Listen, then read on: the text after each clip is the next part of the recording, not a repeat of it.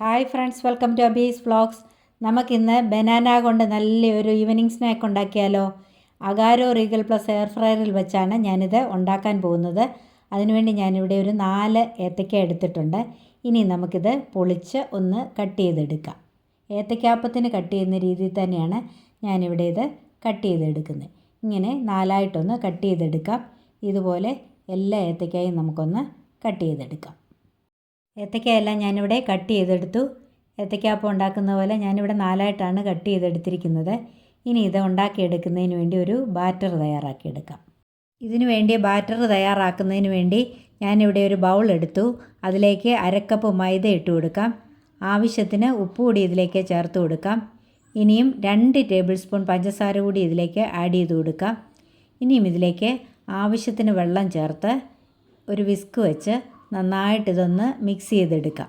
നല്ലൊരു തിക്ക് ബാറ്ററാക്കി ഇതിനെ ഒന്ന് എടുക്കാം. ബാറ്റർ ഇവിടെ റെഡി ആയിട്ടുണ്ട്. ഇത് കണ്ടോ, ഇതാണ് ഇതിൻ്റെ കൺസിസ്റ്റൻസി.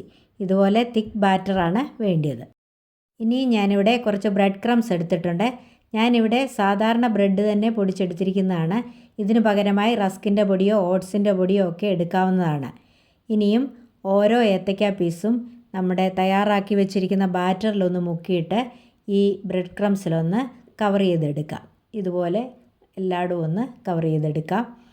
ഇനിയും ബാക്കിയുള്ള എല്ലാ പീസുകളും ഇതുപോലെ നമുക്ക് കവർ ചെയ്തെടുക്കാം. ബനാന പീസെല്ലാം ഞാനിവിടെ ബാറ്ററിൽ മുക്കി ബ്രെഡ് ക്രംസിൽ കവർ ചെയ്തെടുത്തിട്ടുണ്ട്. ഇനി ഇതിലേക്ക് ഒരല്പം ഓയിൽ ബ്രഷ് ചെയ്ത് കൊടുക്കാം. ഓയിൽ ബ്രഷ് ചെയ്ത് കൊടുക്കുമ്പോഴേ ഇതിന് നല്ല ക്രിസ്പിനെസ് കിട്ടും. ബനാന നമുക്കെല്ലാവർക്കും അറിയാം, പൊട്ടാസ്യം മഗ്നീഷ്യം ഒക്കെ ഉള്ളതുകൊണ്ട് നല്ല ഹെൽത്തിയാണെന്ന്. ഈ സ്നാക്ക് ഞാൻ എയർ ഫ്രയറിൽ തയ്യാറാക്കുന്നതുകൊണ്ട് ഒട്ടും എണ്ണയൊന്നുമില്ല. അതുകൊണ്ട് തന്നെ ഇത് ഡബിൾ ഹെൽത്തിയാണ്. ഇനിയും നമുക്കിത് എയർ ഫ്രയറിലേക്ക് വെച്ച് കൊടുക്കാം. എയർ ഫ്രയർ തുറന്നിട്ട് ആ ട്രേ ഇങ്ങോട്ടൊന്ന് നീക്കി വെച്ച് ഓരോന്നോരോന്നായിട്ട് ബനാന എല്ലാം നമുക്ക് ഇതിലേക്ക് വെച്ച് കൊടുക്കാം. എണ്ണ തൂത്ത വശം മുകളിൽ വരത്തക്ക രീതിയിൽ വേണം വെച്ച് കൊടുക്കാനായിട്ട്. ഇത് ഞാൻ ഒരു 3 മിനിറ്റ് പ്രീഹീറ്റ് ചെയ്ത എയർ ഫ്രയറാണ്. ഏത്തയ്ക്ക വെച്ച് കഴിഞ്ഞ് എയർ ഫ്രയർ അടയ്ക്കാം. എയർ ഫ്രയർ ഓൺ ചെയ്യാം. പ്രീസെറ്റ് മെനുവിലെ എയർ ഫ്രൈ എന്നുള്ള ഓപ്ഷനാണ് ഞാനിവിടെ സെലക്ട് ചെയ്യുന്നത്. അത് 200 ഡിഗ്രിയിൽ 15 മിനിറ്റ്സ് ആണ്. അത് നമുക്കൊന്ന് സെറ്റ് ചെയ്തിട്ട് നമുക്കൊന്ന് സ്റ്റാർട്ട് ചെയ്യാം. നമ്മുടെ 15 മിനിറ്റ് കഴിഞ്ഞു. എയർ ഫ്രയർ ഓഫായി. ഇനി നമുക്കിതൊന്ന് തുറന്ന് നോക്കാം. കണ്ടോ, ഒരു വശം നന്നായിട്ട് ആയിട്ടുണ്ട്. ഇനി നമുക്ക് ഈ ബനാന പീസുകളെല്ലാം ഒന്ന് തിരിച്ചു വയ്ക്കാം. ബനാന പീസെല്ലാം ഞാനിവിടെ തിരിച്ചു വെച്ചിട്ടുണ്ട്. ഇനി നമുക്ക് ഈ വശത്തുകൂടി അല്പം ഓയിൽ ബ്രഷ് ചെയ്ത് കൊടുക്കാം. നമുക്കിനി എയർ ഫ്രയർ അടയ്ക്കാം. ഒന്നുകൂടി ഒന്ന് ഓൺ ചെയ്ത് കൊടുക്കാം. പ്രീസെറ്റ് മെനു എയർ ഫ്രൈ തന്നെയാണ് ഞാനിവിടെ സെലക്ട് ചെയ്യുന്നത്. ഇനി നമുക്ക് 15 മിനിറ്റിൻ്റെ ആവശ്യമില്ല. 200 ഡിഗ്രിയിൽ ഒരു 7 മിനിറ്റിൻ്റെ ആവശ്യമേ ഉള്ളൂ. അതുകൊണ്ട് ടൈം ഒന്ന് ഡൗൺ ചെയ്ത് കൊടുക്കാം. ഇനി നമുക്കൊരു 7 സെലക്ട് ചെയ്യാം. എന്നിട്ട് ഒന്നുകൂടി ഒന്ന് സ്റ്റാർട്ട് ചെയ്യാം. നമ്മുടെ ടൈം ഇവിടെ കംപ്ലീറ്റ് ആയി. എയർ ഫ്രയർ ഓഫായി.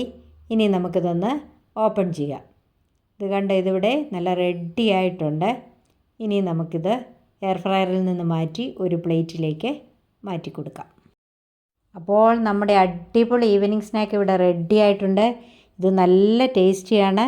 അതുപോലെ തന്നെ ഇത് ക്രിസ്പിയുമാണ്. ഒട്ടും എണ്ണയൊന്നും ഇല്ലാത്തതുകൊണ്ട് ഇത് നല്ല ഹെൽത്തിയുമാണ്. കുട്ടികൾക്കും മുതിർന്നവർക്കും ഒരുപോലെ ഇഷ്ടപ്പെടുന്ന ഒന്നാണിത്.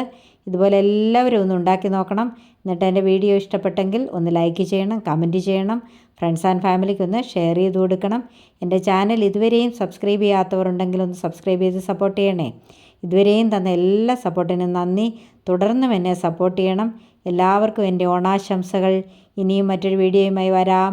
Till then bye bye, take care, thank you.